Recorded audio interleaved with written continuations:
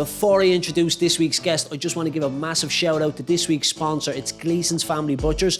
Gleason's have stores in Blanchardstown Shopping Centre, Roselawn Shopping Centre, Navan, Artane and Balbriggan. They have fantastic options available in store, so get in, have a look or shop online.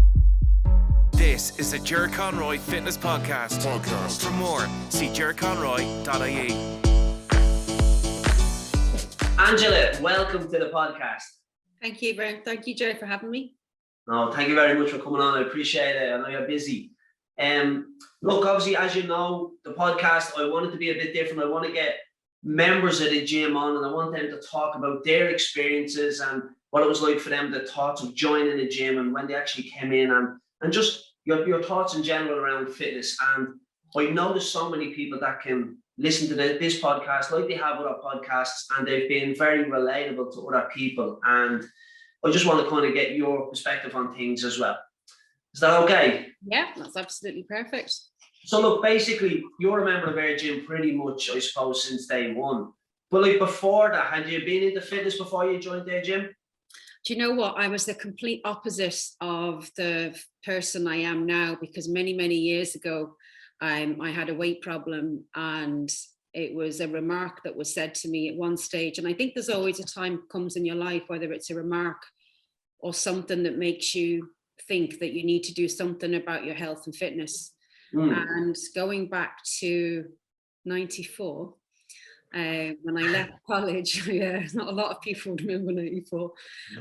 Going back to when I got my first job in an office for an airline, we had to wear a uniform for the airline, and it was a job that I wanted to do for quite a while. And I was quite overweight, and I had a weight issue at school and got bullied quite a lot, and tormented because of it. And because of that, I comforted, and it was a vicious cycle. Yeah. As a lot of people can relate to, men and women. And we were getting asked for our sizes to order the uniform, and I had at the time had to say a size 20 skirt. Now, for someone who was only 17, and to get the remark that was said to me at the time, made things a lot worse, because she said to me, what size uniform will I order for you? And at the time, I wore a size 20. Could have been a 22 actually. And she said, "Oh my gosh, that's huge." So, oh, really? For someone who was 17, not long come out of college, it was their first proper work interview. And you just sat there and you think, okay, I've just been offered a job, and you don't want to say anything. Of course. And sometimes a comment like that in life, weight or whatever it's going to be, could trigger you to do something. And for me, that was the trigger. That's really bad, isn't it? It is bad, and it made me feel really bad. But because I just got this job, I was delighted with myself, of course. And it always stays in your mind. And, she was slim. She was a size 10, probably in her 40s at the time. But to me, because I wanted to go from there to become cabin crew, to fly on the aircraft, I had to have a certain weight in relation to my height. So that kind of spurred me on. Now that I had the foot in the door, and I had 3 to 4 years of experience behind me in the hangar in the engineering section, I said, do you know what? I'm going to do this for me. I'm not going to be a size 20. I wouldn't pass the medical, because you have to be a certain weight to be working in the aisles of an aircraft. So I decided to join Weight Watchers. Very nervous. I'd never done anything like this before. Didn't have a clue about diet, fitness, nothing. So joined Weight Watchers, and was nearly closed my eyes when she had to weigh me on the scales. And at the time, they were the old-fashioned types with the bar across and the weight. Yeah. They weren't what it is now. And I actually joined with a friend of mine, and I think even to this day, buddying up with somebody does make a difference. Yeah, definitely. So we joined together, and that kept us kind of having a date together every Thursday night. We go along, we get weighed, and then we just keep each other spare at the moment, every week. We'd meet up for a walk, and we'd talk about what food we ate and how we were getting on, how do we cope with the challenges, the obstacles, the bad days, because everybody knows that dieting or changing your lifestyle isn't an easy route. A lot of ups and downs. And within a year, I lost over 3 stone and managed to drop to a size 10. Very good. And that was through sheer determination, and learning to read a food label to me is very important even nowadays. Walking a whole lot and just being really particular about my portion size and understanding the health implications of being that size. Nothing to do with confidence or image. It's really about the long-term benefits to your health more than anything. So I lost the weight. I went for the interview and medical to become an air stewardess and pass. I was thrilled about. So consequently flew in the summer for a regional airline back in the mid-90s. So that was lovely, loved us. It was a summer job. It's not always the job that people think is glamorous. It's not, believe me. It's very hard work. It might look it all in, but it's not. So I didn't want to go back to normal eating after being, finding out I could keep the weight off. So a couple of years later, I walked into a gym where I used to live and didn't really feel it was doing anything for me. Felt a bit on my own. Nobody was there to show me. I didn't know what the classes were. I kind of felt a bit lost. I kind of left it anyhow and just continued with the walking. And then when I moved over here, I said to myself, no, I want to keep up what I've lost, because it's so easy to fall back into bad habits. The hardest thing, I think, really is once you've lost the weight, the hardest thing is to keep it off. Yeah. The easiest part really is getting rid of it. But yeah, well, I only spoke about this on a podcast as well, about someone asked a question. It was like a Q&A I did, and people were asking the question of what's the best diet to lose weight, but also to keep it off, because they were saying they had lost weight, put it on, lost weight, put it on. And they were asking what's the best one. And I was explaining that it is easy to lose it. Obviously, like you could go on any of these crazy fad diets, a juice diet, but it's a balanced diet you need to be on to keep the weight off after you've lost it as well. Because for many different reasons, like we all have lives, we want to go and enjoy ourselves. If we're going to a party, we're not going to deprive ourselves of a pizza, or if we're going out for drinks or a meal, you want to get to dessert, it's fine, you're allowed to have that, but it's about having that balanced diet. Absolutely. And to me, I mean, I used to think the word diet was bad and you couldn't have a glass of wine, a bag of crisps, your cheese, crackers, or whatever you like. And I think for me now in my head, it's more of a lifestyle change and adapting to your holidays, your weddings, your birthdays. We all have to live, but as long as you do things consistently and enjoy life, to me, that's probably a stronger message than a word diet or restrictive. Yeah, of course. And just to get back real quick to when you were talking about like that comment was made to you when you said, okay, I need a size 20, and they were like, oh my God, that's huge. Like for a young teenage girl as well, you said you're 17, am I right? Like for someone that age as well. And I remember talking to somebody else on the podcast. We had Ashlyn on one of the, I think it was actually the first podcast we did, and she was explaining about like the image. Like nowadays we have like, it's Instagram, you have social media and all these people, so influencers putting up images, and you're supposed to be perfect. Whereas back then, you mentioned in the mid-90s as well, back then it's like magazines or whatever it may be. And it's a bad kind of mindset to have as a teenager or as an adult or whatever, to be like, I have to look like this individual. But that's where we live. Like that's social media now. It was magazines back then.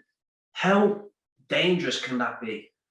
I think it can affect you mentally. I think it can scar you for life. And now, obviously, I brushed it aside, but I will never forget what she said to me. And it actually kind of it actually put me in a better frame of mind. I thought, well, okay, you might be a size 10. I want to have a different job after here. I'm going to do this for me. Perhaps you did me a favor.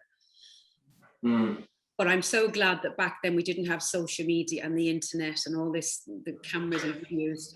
But maybe your mindset was different to a lot of people, because I know you use that as kind of, okay, I'm going to do this for me now. Whereas a lot of people would have probably ran out of the room. Yeah, I think because I felt quite self-conscious, and as a teenage, or particularly for a teenage girl, you have a lot of stuff going on anyway.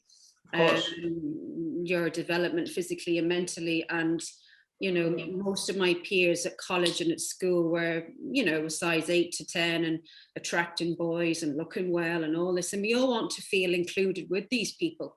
And it's unfortunate even now that people only see what's on the outside. Now, I lost the weight and I have lost a lot more since then and kept it off, thankfully. But it's very unfortunate that people only see what's in front of them physically. I feel I'm the same person inside. And for people to judge you based on appearances is very wrong. But unfortunately, that's the society we live in. And, you know, social media doesn't really do anybody any favours. No, well, look, I actually see, like, Love Island started there last week as well. And you see that, I see some influencers putting up posts of, like, their real life versus Instagram, like reality. And they're saying, it's okay to look like this. But yeah, I did a photo shot and I look like this as well. You know, there's so many people putting up real images now to kind of help with that situation. And that's only going to help everybody, men, women, and teenagers, as you said. But unfortunately, there's too much of the negative as opposed to the positive. And people are really being affected, and it is affecting people, not just obviously physically, but mentally. Like, you're looking at bulimia, anorexia, like there's so much that is happening to these young teenagers, boys and girls. And when social media is out there playing this negative role, it's just, there's something needs to be done about it.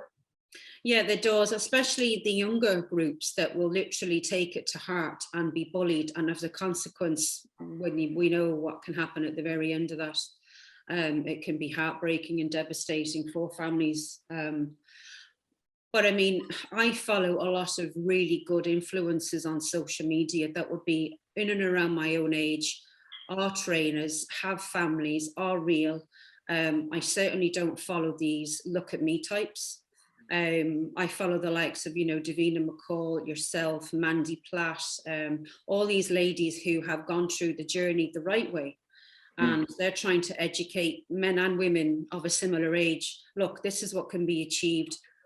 Don't be looking at these perfect lifestyle images on Instagram because they're all edited, and people are only going to put up the best version of themselves online. We don't want to be seeing, you know, oh, you look terrible, your hair and makeup's not done, you're running out of bed, or the child's crying, or you're having a bad day, or you have a hangover. We don't want to see that because we know what reality is like. Yeah.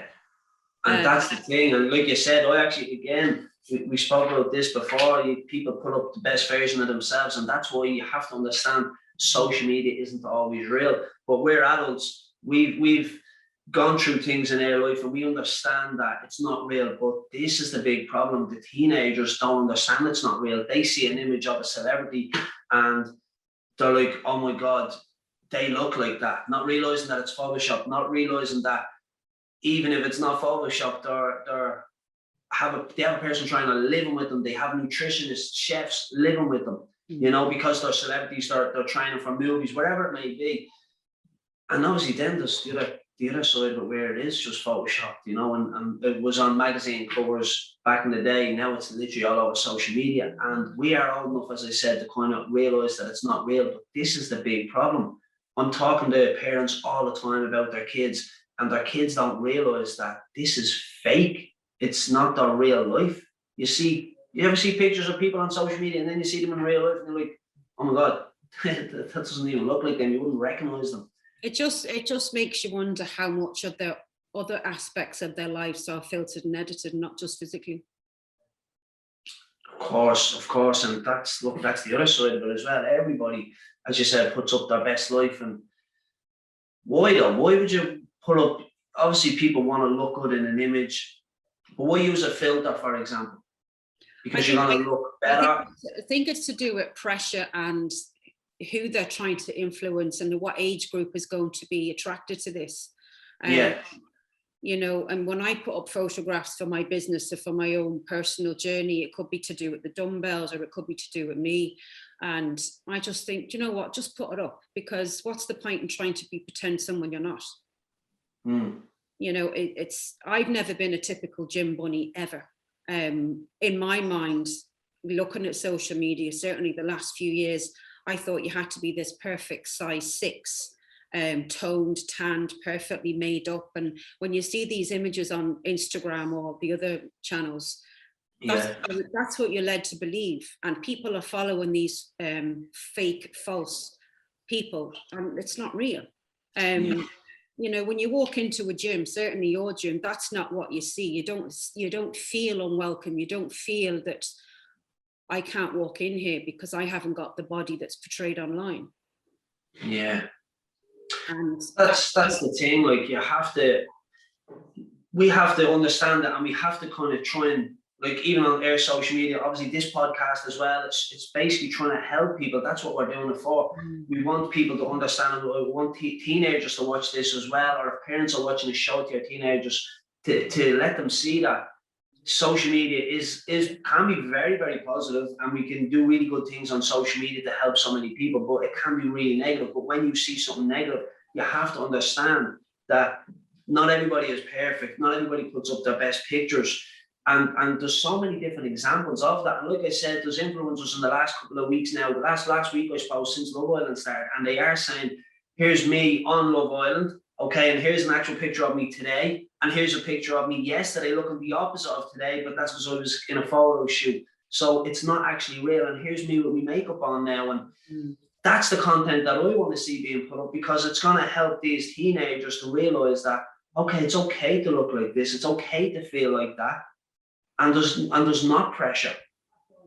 Exactly. And I think, you know, we remember sometimes a lot more the negatives than the positives. Yes. And social media can be poisonous, I'm not going to lie. There has been posts or certain accounts that I have decided to unfollow because they're not influencing my life in a positive way. And I thought, no, that's just not for me. So I try and follow and interact with people that would be on my level, and that's somebody who's experienced, somebody that's been there, done that. And look, life isn't all peachy and made to look perfect, because let's be honest, it's not. Well, look, that's a very important point, and I always say this to people as well. It's like, it's not just who you're following on social media. Like we always say, if there's someone in your life, like friends, let's say, that are just constantly bringing you down, negativity all the time, you're not going to keep those individuals in your life. You want people, and it's not about being positive 24/7 either. Like, I'm a very positive person, but you have to understand, you can't just be going around being positive every moment of the day, because it's like being motivated. You're not going to be motivated every moment of the day either, and that's okay.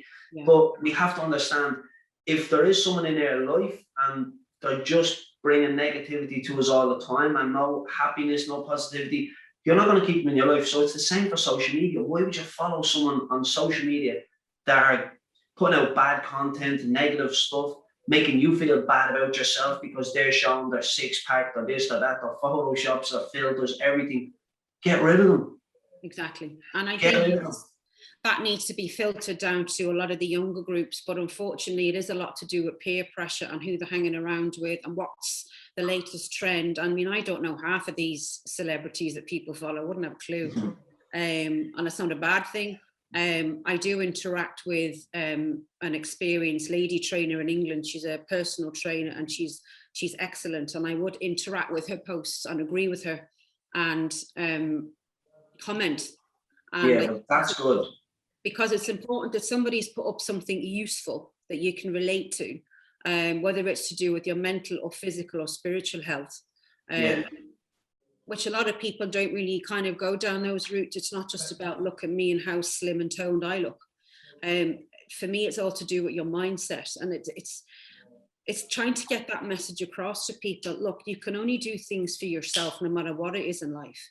And for me, it was my weight loss, and still is my fitness journey. And I still have a lot to learn, and I love to learn about weight and fitness and technique and pushing myself a little bit more. It's not always, well, now I'm down to this weight, I'm not going to do anything else, because society says, you know, I have to be a certain weight and height according to this particular chart or this particular, let's say, BMI or your height or your weight. And you go, well, I'm just going to do things for me, okay? And you can't really you can't really let somebody's comments, like going back to the 90s with my dress size, you can't let them stay in your mind too long, because it will affect you in a very bad way, and that will carry through with you for life. And you can think, right, how can I learn from this? What's the lesson here? And for me, it was, get your ass in gear.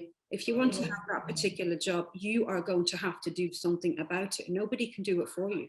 Yeah, that's very good. Like, that's a very good point. Like, do you feel that there is enough being done, let's say, on social media to kind of counteract these negative posts that go up, or these fake posts, I should say? Do you feel there's enough being done, or could we do something more? I don't think there's enough being done now, and I'm not sure that these companies are in a stronger position to do that. There are a lot of fake accounts, there are a lot of fake profiles out there, but I think a lot of people are copping on to this now and thinking, look, you know, we know this isn't real. And it's starting to filter down to the younger ones, but it's just a matter of what they want to believe that's real and what's not real. And I think what can we do to help?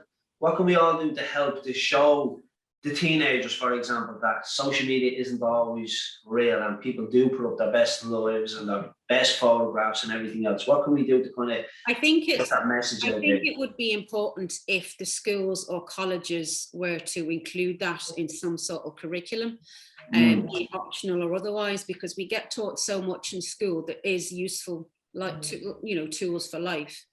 Very good.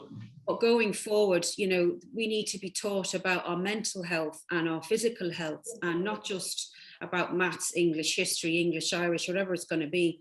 Because we're in different decades now than we were 20, 30, 40 years ago, life changes, society changes. And I think if it got through the message at that level, say at 13, 14, and once they leave college or school, they're then going away with a more positive image in their head. Yeah.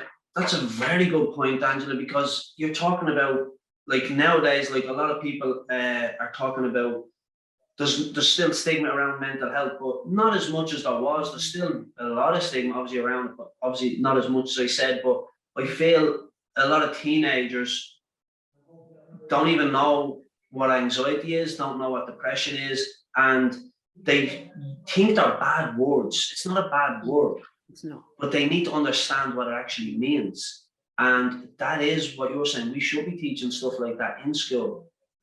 I think I feel very strongly about that, because an awful lot of teenagers, men and women, particularly probably men more, because they've been taught to hide their emotions and don't talk about things and man up and brush it off the carpet and, you know, slap on the back, it's grand, don't be worrying. But that's not always the case. And, you know, a lot of us years ago were taught to just, oh, it's grand, move on, just ignore it. But you can't ignore it if it affects you mentally. You need professional help, not just from someone who doesn't really know what they're talking about. And you know, any form of therapy will help that, whether it's a counselling, whether it's physical activity, whether it's your mindset changing. And if that was taught at a younger age, then all these horrible, nasty things wouldn't be happening to people, be it depression, mental illness, or worse.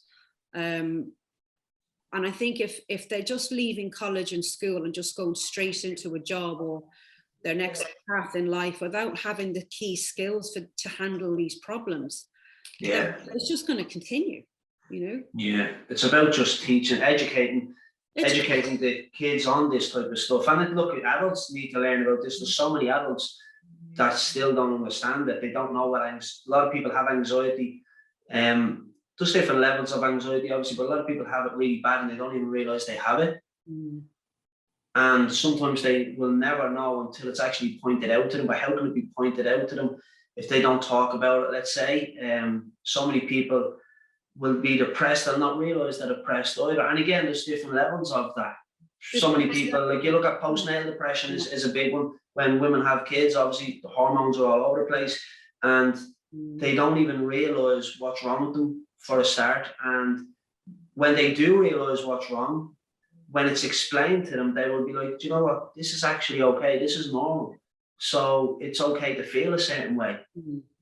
And that's what we need to be talking about. People need to understand, whether it's postnatal depression or just depression and any type of depression or anxiety, as I said, it's okay, because these are natural feelings.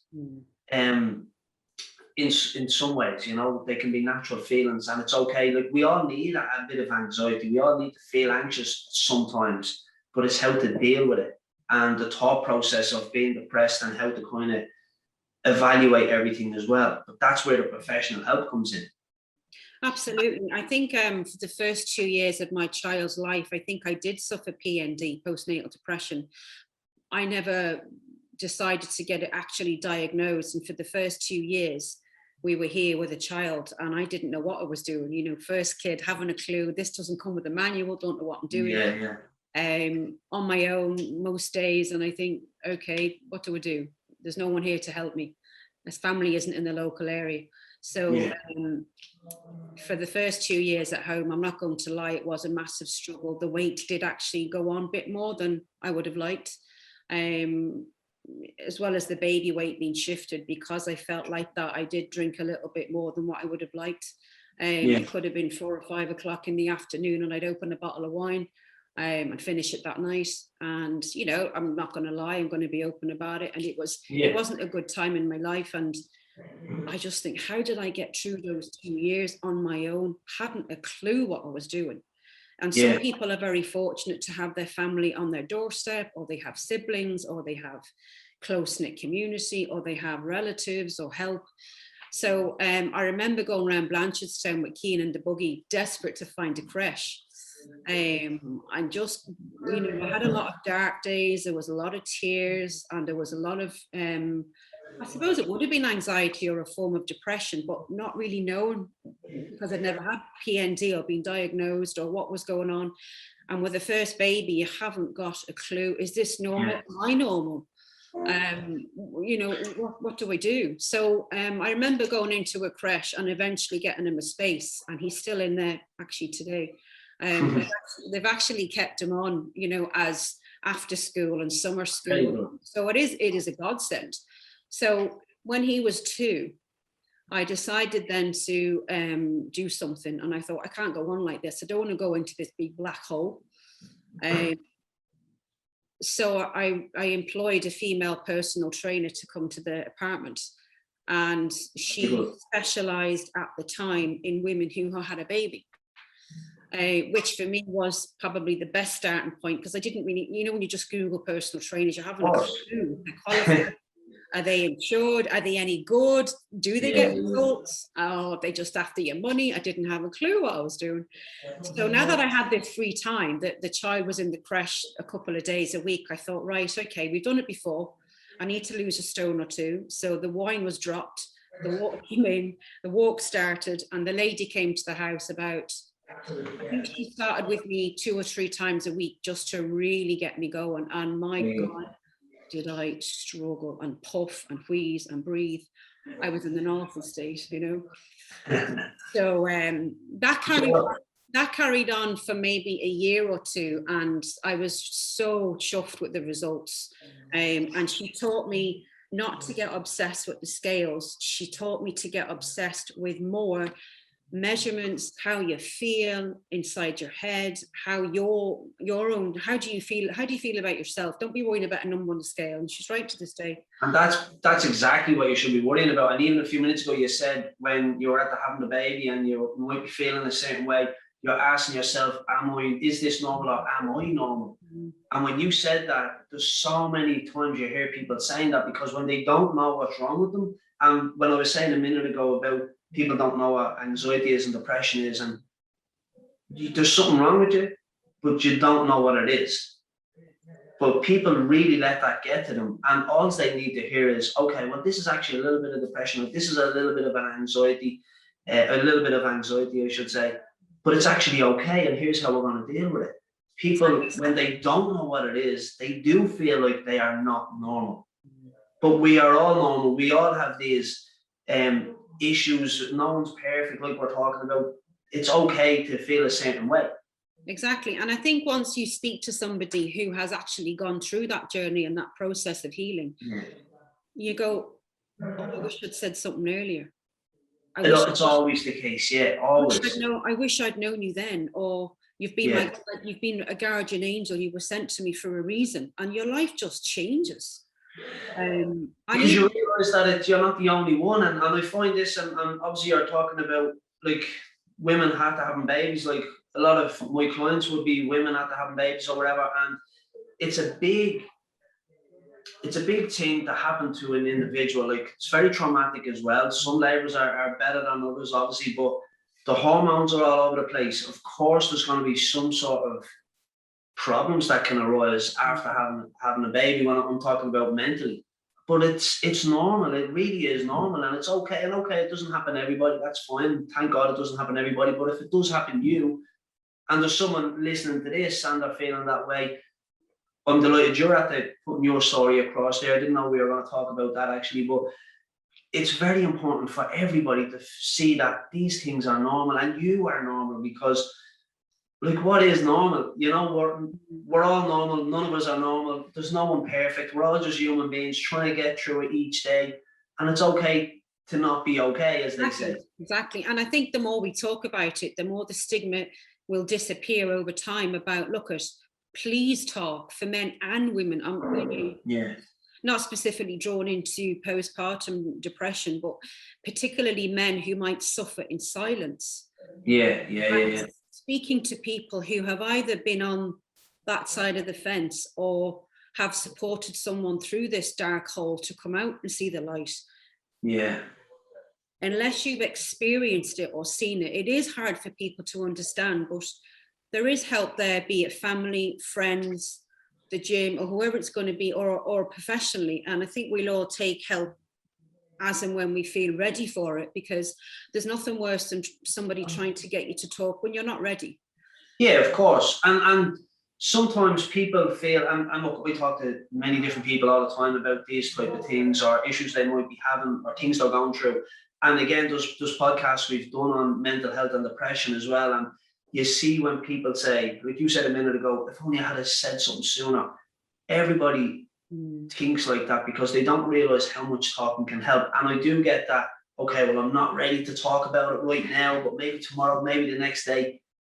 We did a podcast with John, and John was talking about you have to find the right person to talk to, somebody you trust. Not like, let's say, one of the lads that's going to say, what do you mean you're depressed? You're grand, have a drink, or you'll be fine, go for a run, whatever, you know. But they're actually someone who's going to be a friend to you and say, okay, but what, how are you feeling? And it's okay to be like that. And maybe someone will say, well, do you know what, I actually think like that as well, but we're all normal, we're all the same. Let's talk and ask actual questions about the situation, and you'll realize maybe the other person is feeling the same, and if not, maybe their partner's feeling the same or whatever. It's very relatable to so many people, but we don't know it unless we actually talk about it.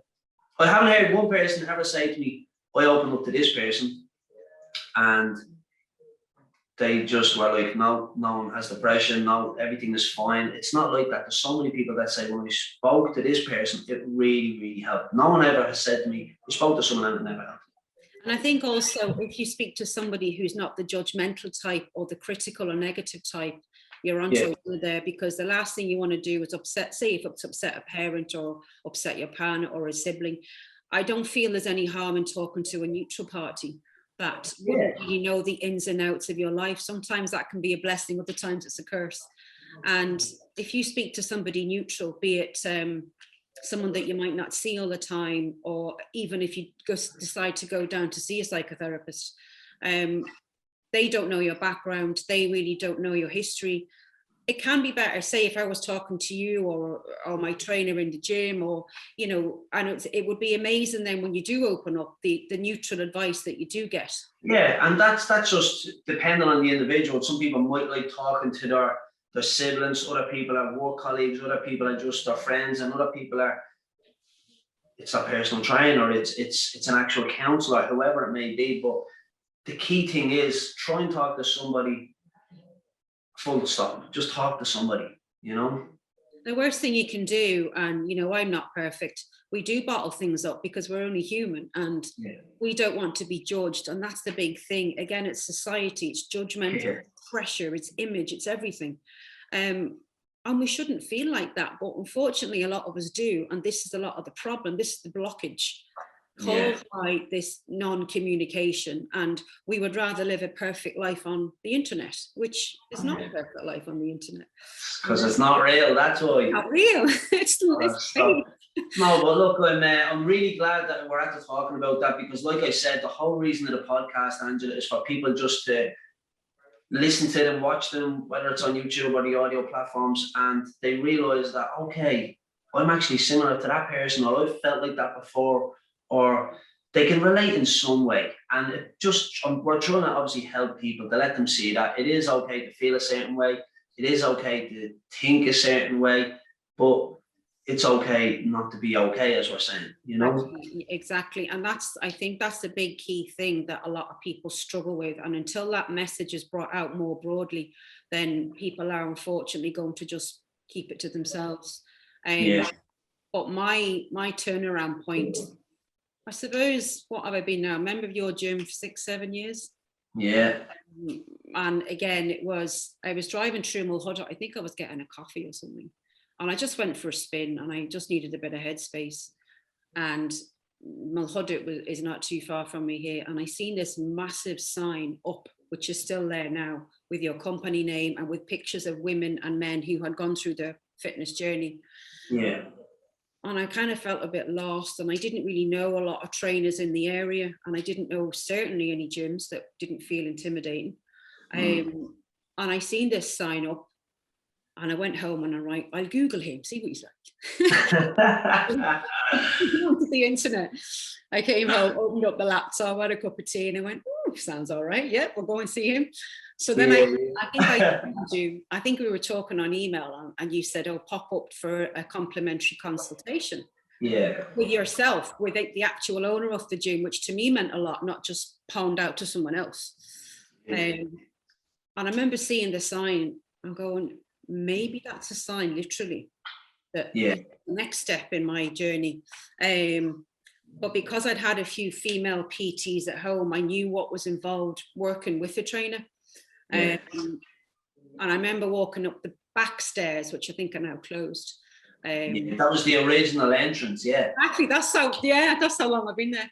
Yeah. So I remember us chatting at the desk at Mulhudder, and I remember walking up the stairs going, there's no way I can do all this. You know, the way you just don't know what to feel, I think.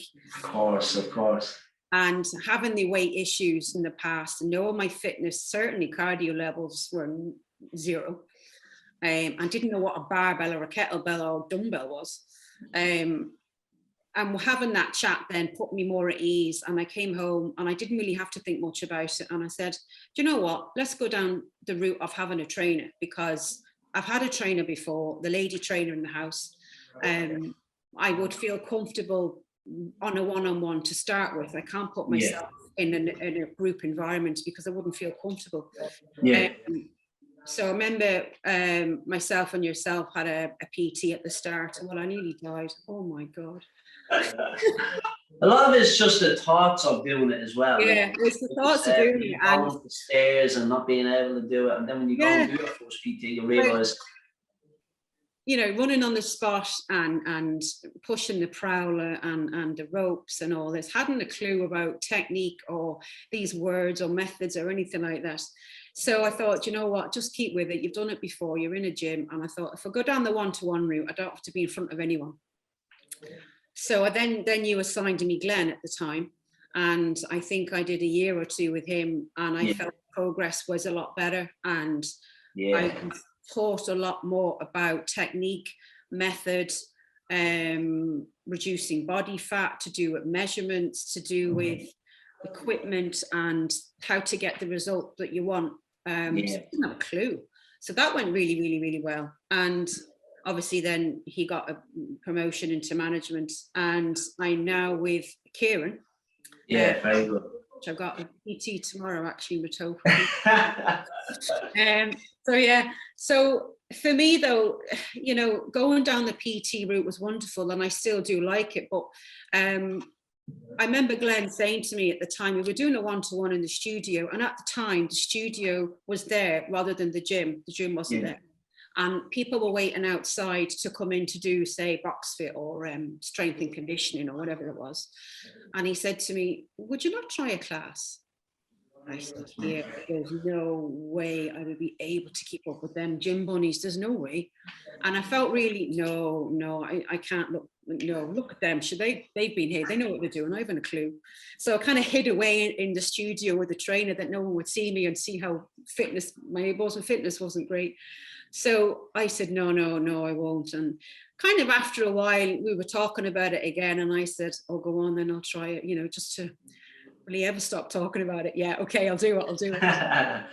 Because he knew, and I said it as well, when we were trying, before we got Glenn to start training, I was like, you'll be able for it. But again, it's the thoughts of it. So many people are just terrified because the way we design our classes, like so many people just go in and say, you have to do that class and that's it. But we make sure that we go at your pace. So yes, we have a program designed, but if you're like at this level, we will do your workout for this level. If someone else is in the class fitter than you, we will push them harder. If someone is a brand new beginner, we will go easier on them. It has to be personalized, even though it's a class for the individual. So we knew you'd be fine. But you eventually said yes. I eventually, well, let's say reluctantly agreed. Yeah. So I thought, right, okay, how bad is it going to be?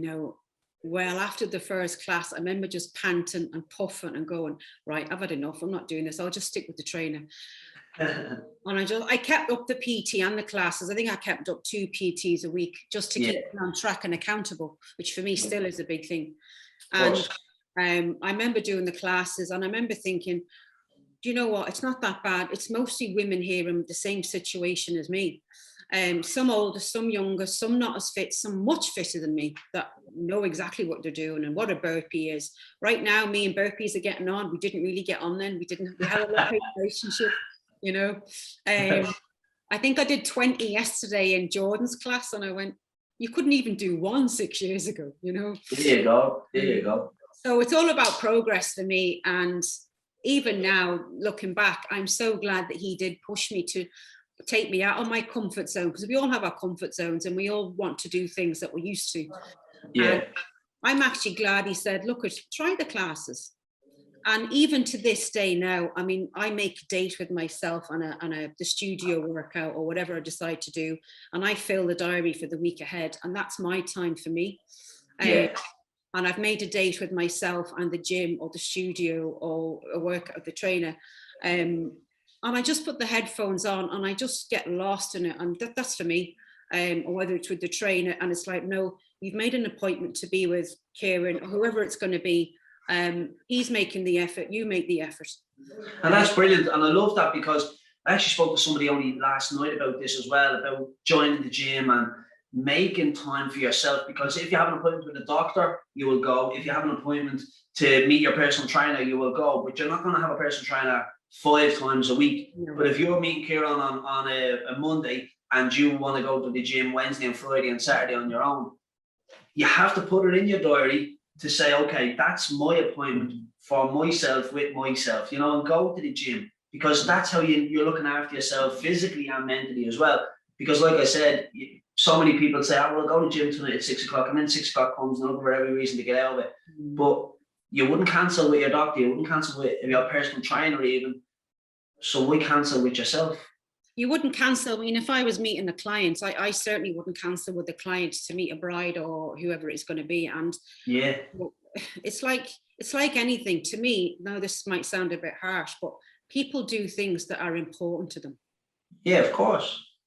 Whether that's fitness, gym, friends, family, holidays, whatever they're doing, if it's important to you, you're going to make it a priority. You want to make time for it, exactly. And if you want something bad enough, we like humans are going to go after it.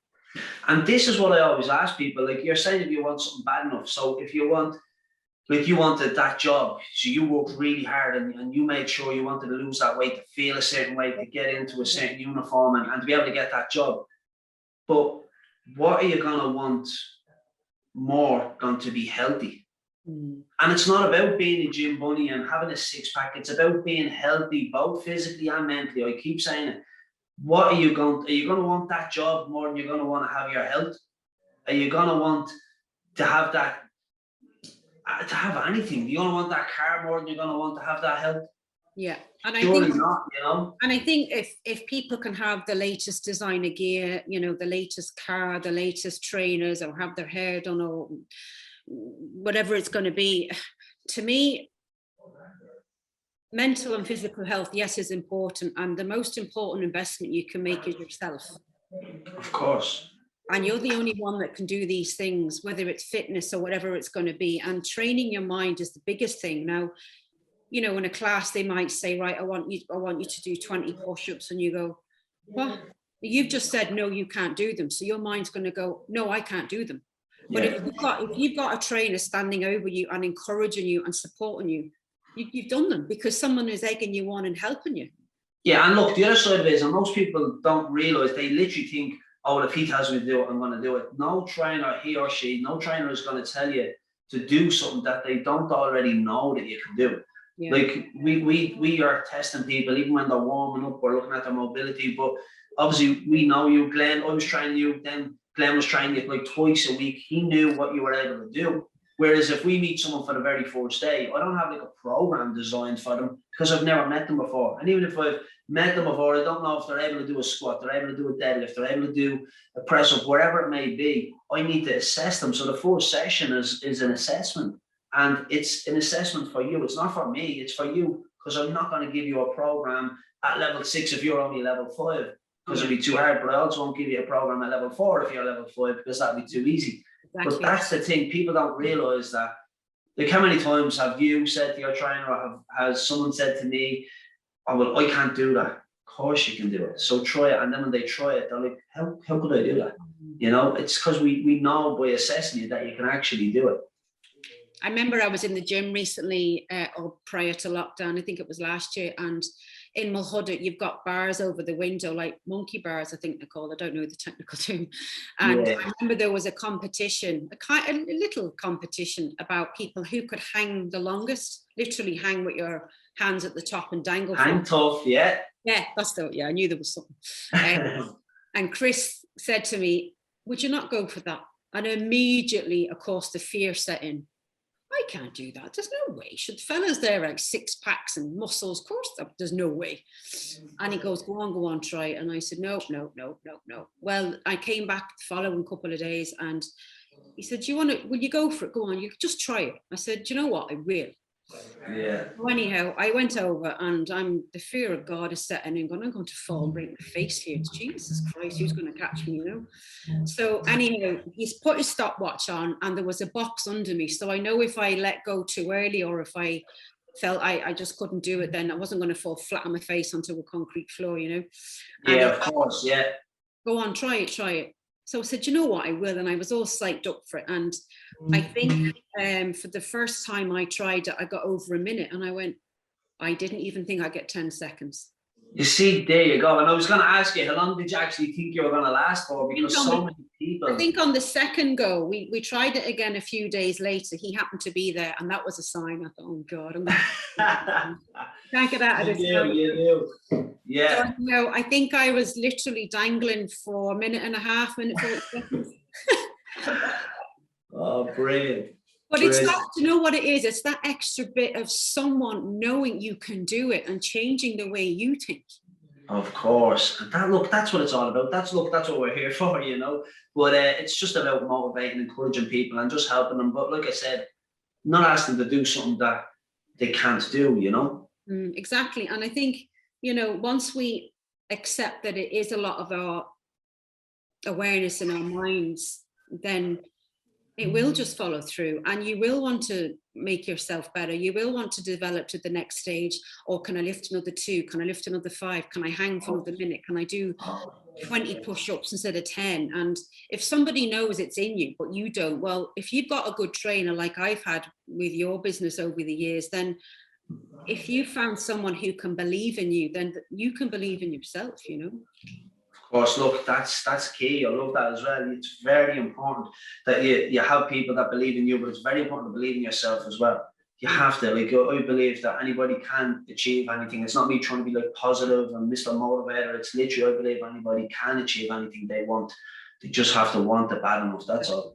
That's the bottom line. And I think, to me, you know, health is your wealth, and that to me really is the bottom line. Yeah. No, well, listen, thank you very much for coming on to this podcast. I'm really enjoying it. We're speaking about things I didn't think we were going to speak about. I think your message about mental health is very important, and I'm glad you touched on your story a little bit as well. What I'd like to do as well, when we're able to, we get you into the gym to do into the podcast room, we'll do another podcast, an update on how you're getting on with your fitness as well.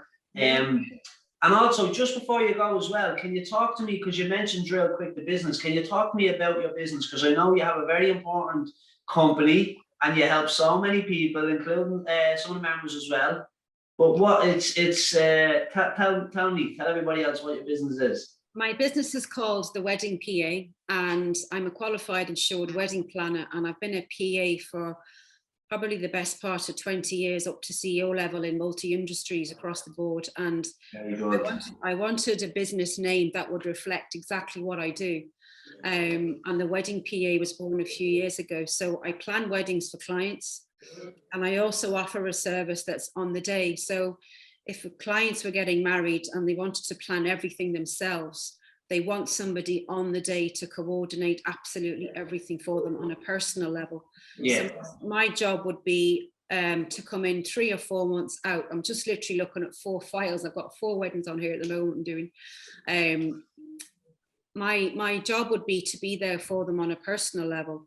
And a lot of people would get confused and say, well, I have a venue coordinator at the venue to do all this for me, which is accurate. However, what they don't seem to realize is that these wonderful people work for the venue. They don't work for the couple. Yeah. And they are an employee of that business, be it the Pillow or the station house or wherever it's going to be. They are an employee of the venue, and they would take care of venue responsibilities, and I would take care of the couple responsibilities. So I would put together, just to give you a snapshot, I would put together a timeline for the day. So when the couple are getting ready, their exciting morning preparations, right the way through till the first dance, or perhaps halfway through the evening, I would have a timeline in front of me that's used very discreetly, very privately. And I would be able to run that day to plan the way it's meant to run. Now, that's something that venues obviously wouldn't have, because they have their own schedule to do with the kitchen, the venue, the waiting staff. They have their own schedule to adhere to. But I'm employed as a PA for the couple on a very personal level. Yeah, it takes a lot of stress away as well.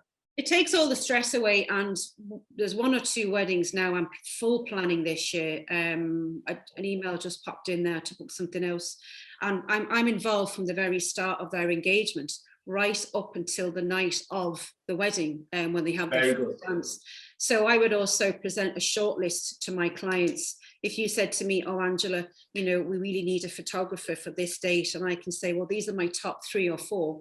And because you're a client of me, they're able to offer you, let's say, 20% discount. Fantastic. Yeah, very good. Now, all of my suppliers would be vetted, fully insured, professional, a very reputable industry, very well known, very well experienced. I wouldn't really deal with people who are not, because at the end of the day, I've recommended them and my neck is on the line. Yeah, look, that's very important. You have to make sure that you're recommending people that you can trust as well. Absolutely. And that's the key thing, is trust, whether it's with a client, whether it's with a wedding, whether it's with a personal trainer. It's all about that key thing, is trust, Yeah, of course. But listen, best of luck with it as well. Like I said, we will get you in if you can come into the gym, assuming the restrictions are lifted that little bit more, and we'll see how you're getting on in your fitness journey, and we'll talk about other things then as well. Yeah, I'd love to. Yeah, listen, thank you very much. Best of luck again with the company, and I'll talk to you soon, okay? Thanks, Joe. Bye-bye. Thank you. Have a good day. Take care. Bye-bye. A big shout out again to Gleason's Butchers. They are the sponsors of this week's podcast. Everybody knows I've been eating Gleason's Butchers food for many years now. It's top quality. Go and check it out yourself. Blanchardstown Shopping Centre, Roseland Shopping Centre, Navan, Artane and Balbriggan. Check them out online as well, because they do deliver. This is the Ger Conroy Fitness Podcast. For more, see gerconroy.ie.